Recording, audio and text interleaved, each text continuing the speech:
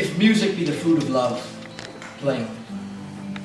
Give me excess of it, that surfeiting the appetite may sicken and so die. That strain again, it had a dying fall. It came to my ear like a sweet sound that breathes upon a bank of violets, stealing, giving odor.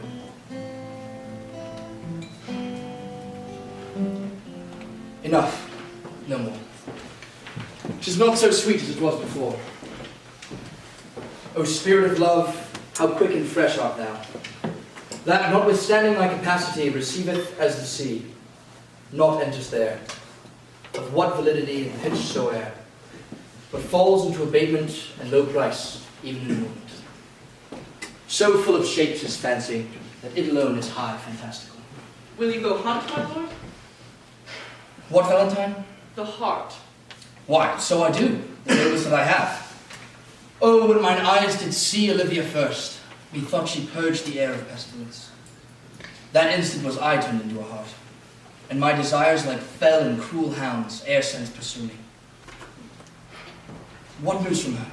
So please, my lord, I might not be admitted, but from her handmaid do return this answer. The element itself, till 7 years hence, shall not behold her face in ample view, but like a cloistress, she will veil and walk, and water once a day her chamber round with eye-offending bride. All this to season a brother's dead love, which she would keep fresh and lasting in her sad remembrance. She hath the heart of that fine frame, to pay this debt of love only to a brother.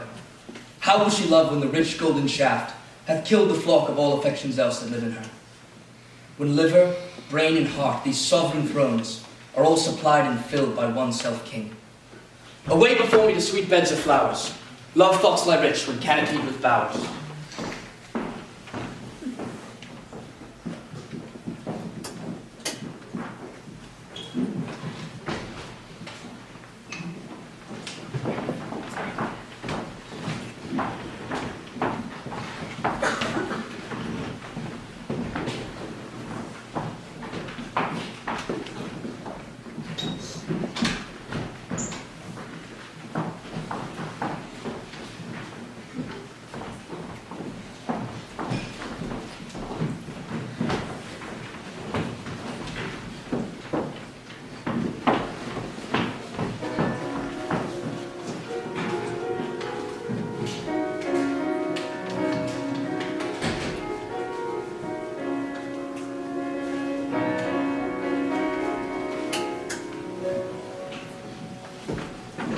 What country friend is this?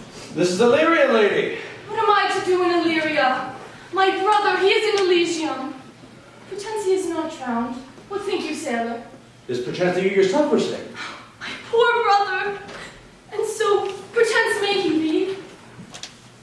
True, madam. And to comfort you with chance, assure yourself. After our ship did split, when you and those poor numbers saved with you hung on our dragon boat, I saw your brother, most provident in peril, bind himself, courage and hope, while teaching him the practice to a strong mast that lived upon the sea, where, like Arion on the dolphin's back, I watched him hold acquaintance with the waves, so long as I could see. For saying so, there's gold.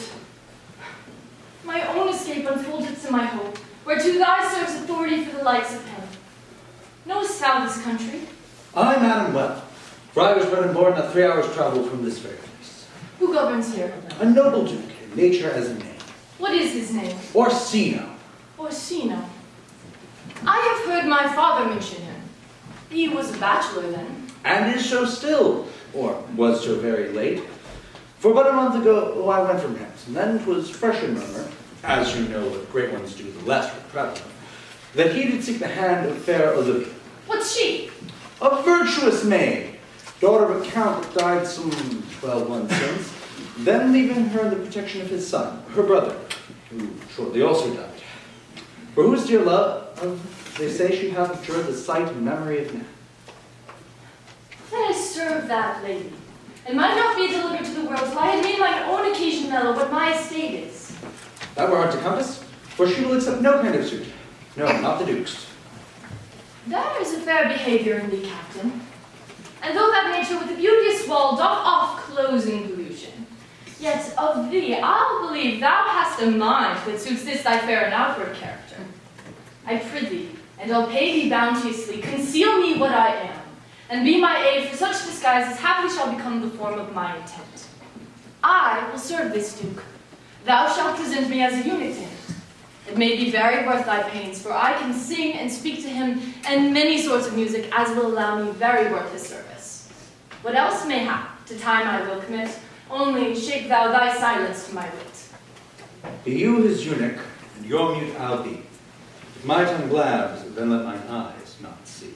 I thank you. Lead me on.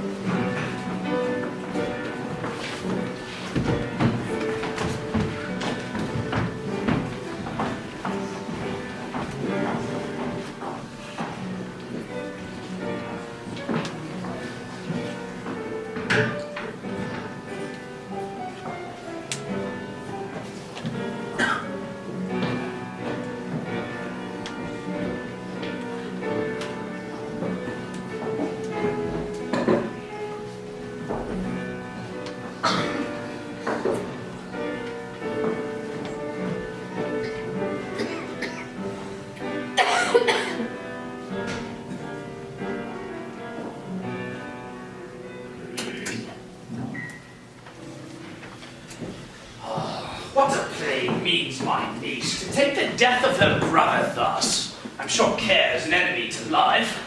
By my troth, Sir Toby, you must come in earlier nights. Your cousin, my lady, takes great exception to your ill hours. Ugh, let her accept before accepted. Aye, but you must confine yourself within the modest limits of order. Confine? I'll confine myself no finer than I am. These clothes be good enough to drink in, and so be these boots too. And be they not, let them hang themselves by their own straps. That quaffing and drinking will undo you. I and my lady speak of it the other night, and of a foolish knight you brought in here to be her wooer. Who, Sir Andrew Ogilchie? Aye, he. Why, he's as tall as any man's in Illyria. What's that to the purpose? Well, he has 3,000 ducats a year.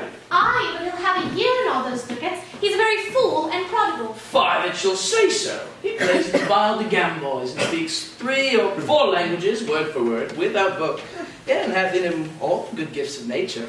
He hath indeed almost natural, for besides that he's a fool, he's a great quarreler. And, but that he hath the gift of a coward, to allay the dust he hath in quarreling.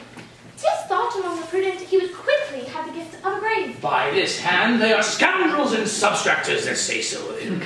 Who are they? They that add moreover, he's drunk nicely in your company. Well, to the drinking house of my niece.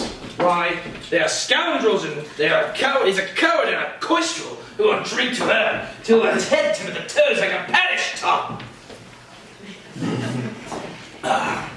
What? Whence? Castiliano vulgo! But here comes Sir Andrew Wildface. Sir Toby Bell. How now, Sir Toby Bell? Sweet Sir Andrew. Bless you, fair shrew. And you too, sir. Accost, Sir Andrew, accost. What's that? My niece's chambermaid. Ah, good Mistress Accost, I desire better acquaintance. My name is Mary, sir. Good Mistress Mary Accost. You mistake, Knight. Accost her as board her, front her, woo her, assail her. By my troth, I would not undertake her in such company. Is that the meaning of accost? Fare you well, gentlemen. Ah, now let part so, Sir Andrew. Would thou never draw sword again? And you part so, mistress? I would I might never draw sword again. Fair lady, do you think you have fools in hand? Sir, I have not you in hand. Well, you shall. Then here's my hand.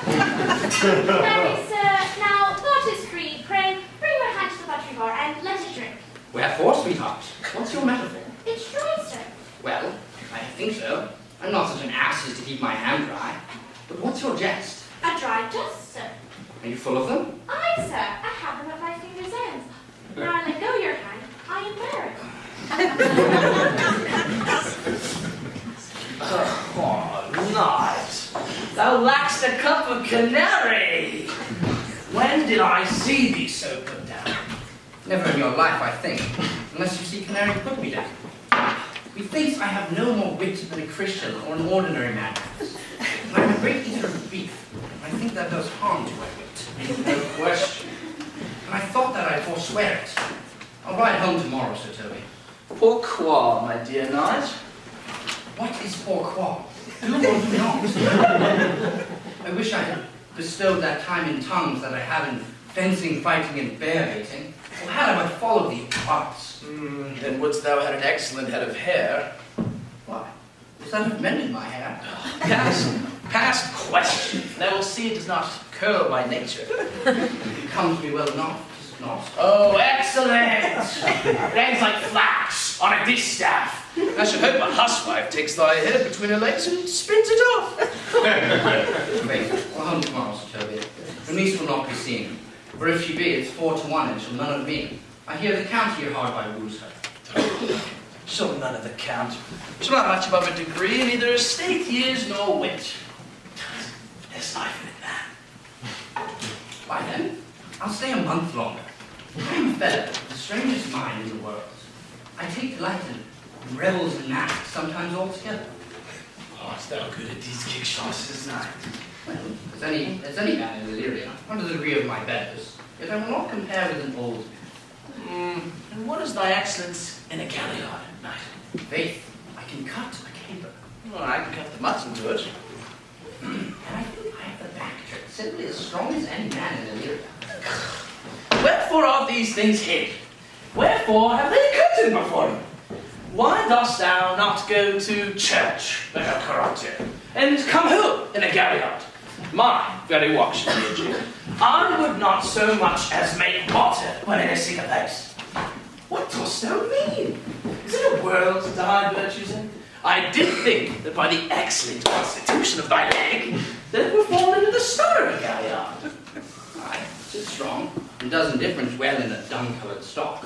Listen, shall we set about some revels? What shall we do else? Were we not born on a Taurus? Taurus, that side's the heart. No, sir, it is legs and thighs. Now let me see thee caper.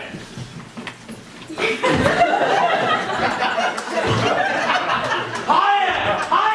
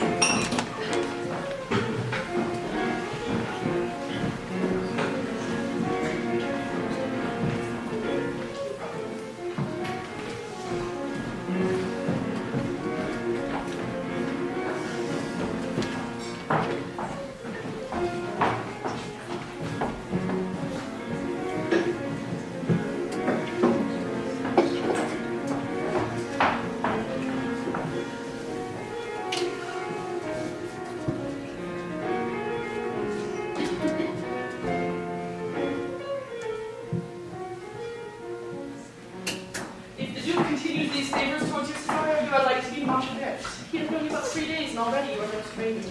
You even fear his humor or my negligence, that you call into question the continuance of his love. Is my lord inconstant in his favors? No, believe me. I thank you. Who saw Cesario, huh? On your attendance, my lord, here. Standing a while aloof. Cesario, thou knowest no less but all. I have unclasped to thee the book even of my secret soul. Therefore, good youth, address thy gate unto her.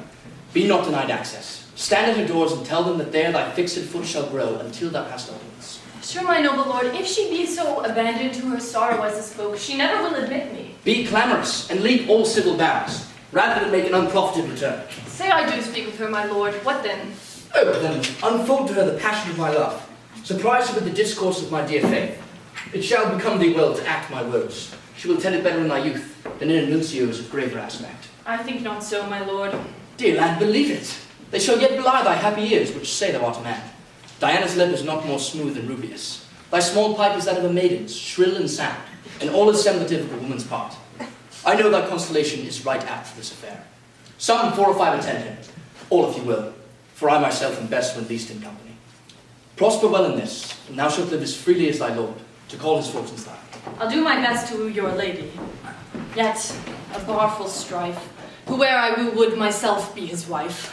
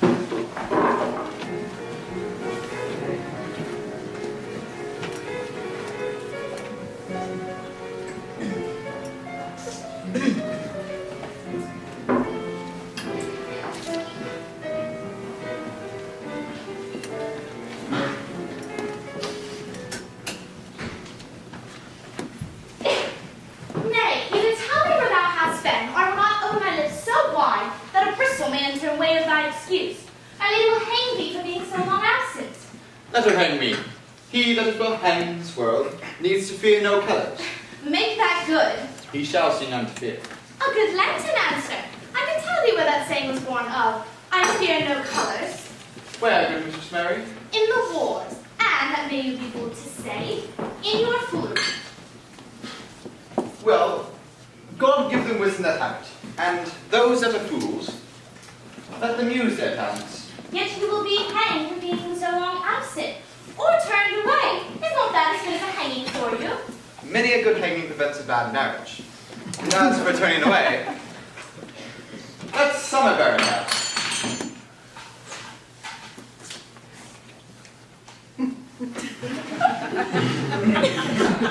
You are resolute then. Not so neither, but I am resolved on 2 points. That if one break, the other will hold, or if both break, your gaskins fall. Apt. In good faith, very apt. Well, go thy way. If Sir Toby would leave drinking, thou wert as witty a piece of Eve's flesh as any in that area. Peace you wrote, no more of that. Here comes my lady. Make your excuse wisely, you are best.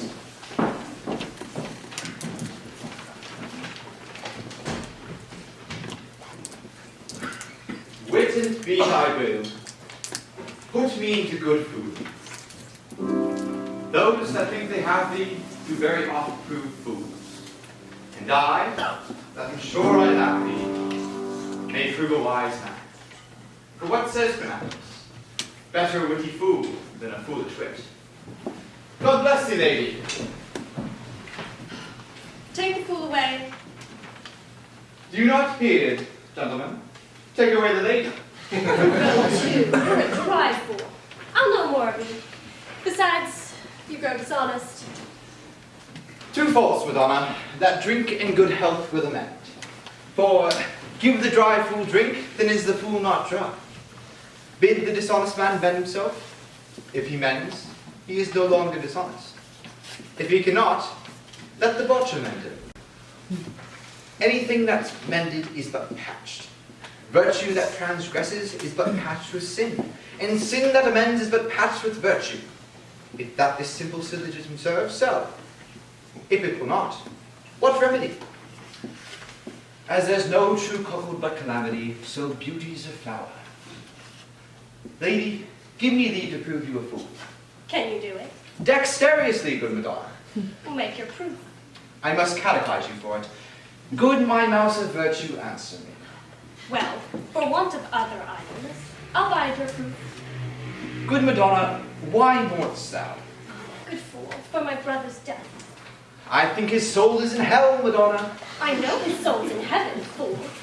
All the more fool to mourn your brother's soul being in heaven. Take away the fool, gentlemen. What think you of this fool, Memorial? Doth he not mend? Yes, and shall do till the pangs of death shake him. Infirmity that decays the wise doth never make the better fool. God send thee a speedy infirmity, for the better increasing your folly. Sir Toby will be sworn that I am no fox, but he would not pass his word for 2 pence that thou art no fool. How say you to that, Malvolio? I marvel your ladyship takes delight in such a barren rascal. I saw him put down the other day with an ordinary fool that has no more brain than a stone. Look you now, he's out of his god already. Unless you laugh and minister occasion to him, he is gagged.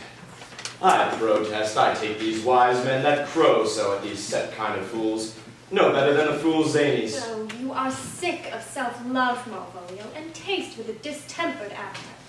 To be generous, guiltless, and of free disposition is to take those things for bird bolts which you deem cannon bullets.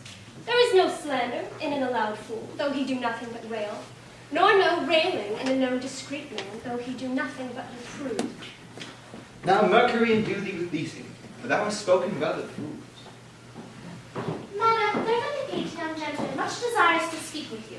From the Count Orsino, is it? I know not, madam. He is a fine young gentleman, and well attended. Who of my people hold him in delay? Sir Toby, madam.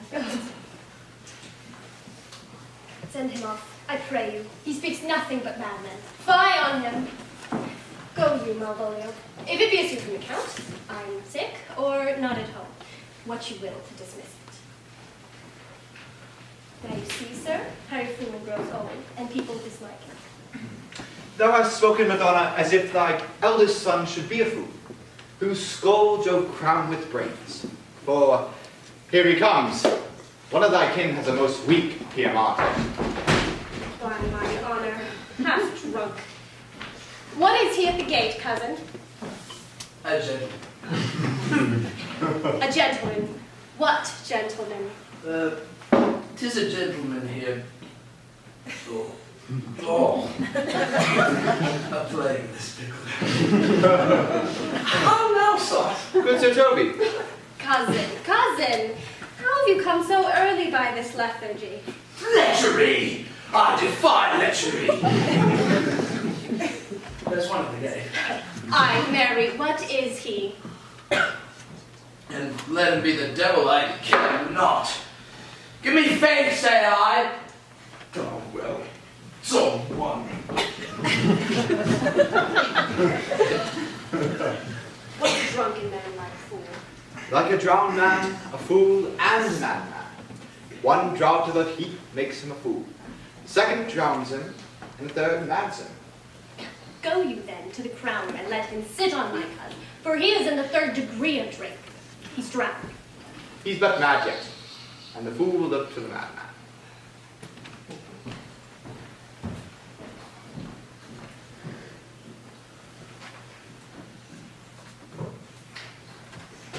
Madam, yon young fellow swears he will speak with you.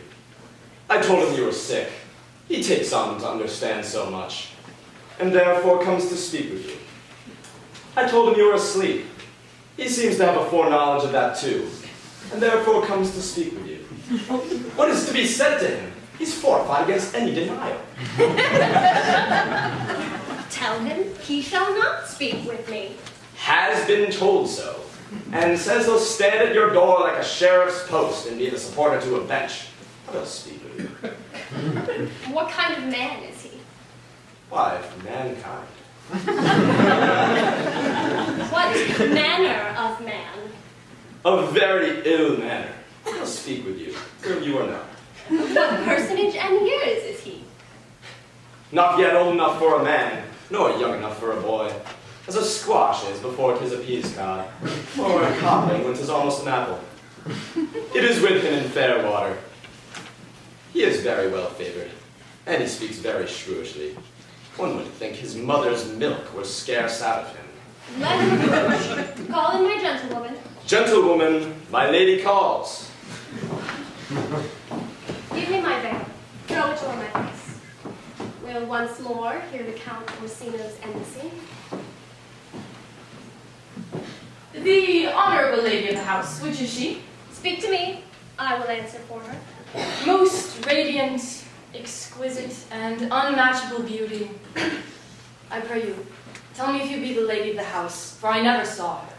I would be loath to cast away my speech, for besides that it is excellently well penned, I have taken great pains to con it. Good beauties, let me sustain no scorn, for I am contemptible even to the least sinister usage. Whence came you, sir? I can say little more than that I have studied, and that question's out of my part. Good gentleman, give me modest assurance if you be the lady of the house. Are you a comedian? No. No, my profound heart. Yet, by the very fangs of malice, I swear I am not that which I play. Are you the lady of the house? I do not usurp myself. I am. Most certain, if you are she, you do usurp yourself. For what is yours to bestow is not yours to reserve. But this is from my commission. I'll on with my speech in your praises, and then get to the heart of my message. Come to what is important. I forgive you the praise. Alas, I took great pains to study it, and 'tis poetical. Is the more like to be said. I pray you, keep it in.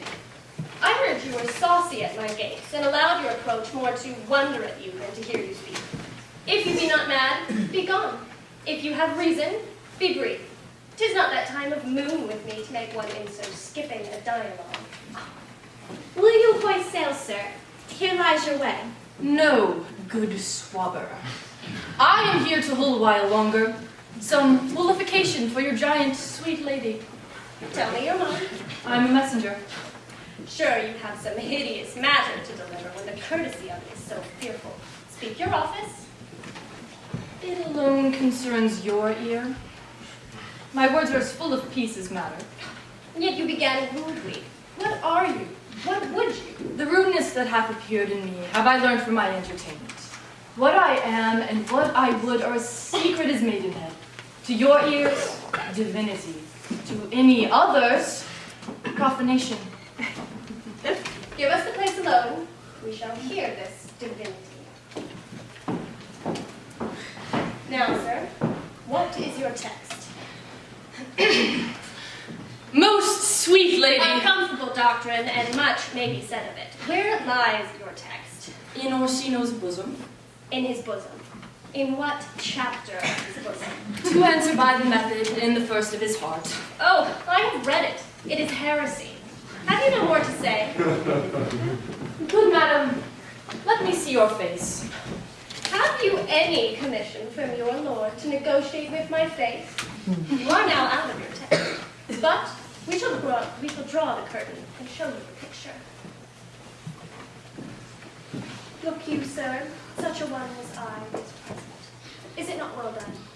Excellently done, if God did all. 'Tis ingrained, sir, and will endure wind and weather. 'Tis beauty truly blent, whose red and white nature's own cunning hand laid on. Lady, you are the cruelest she alive if you will lead these graces to the grave and leave the world no copy. Oh, sir, I will not be so hard-hearted. I shall give out diverse schedules of my beauty, and each particular and utensil shall be labeled to my will as item, 2 lips, indifferent red. Item, 2 brown eyes, with lids to them. Item, 1 neck, 1 chin, and so on. Have you come hither to praise me? I see what you are. You are too proud. But if you were the devil, you are fair. My master loves you, and such a love could not be recompensed were you crowned the nonpareil of beauty. How does he love me? With adorations, with fertile tears, with groans that thunder love, with sighs of fire. Your lord does know my heart. I cannot love him, and yet I suppose him virtuous, know him noble, of great estate, of fresh and stainless youth, and in voices well divulged, free, learned, and valiant, and in dimension and shape of nature, a gracious person. But yet I cannot love him. He might have took his answer long ago. If I did love you, in my master's flame, with such suffering, such a deadly life, in your denial I would find no sense. I would not understand it. Why? What would you? Make me a willow cabin at your gates, and cry out to my soul within the house. Write loyal cantons of contemned love,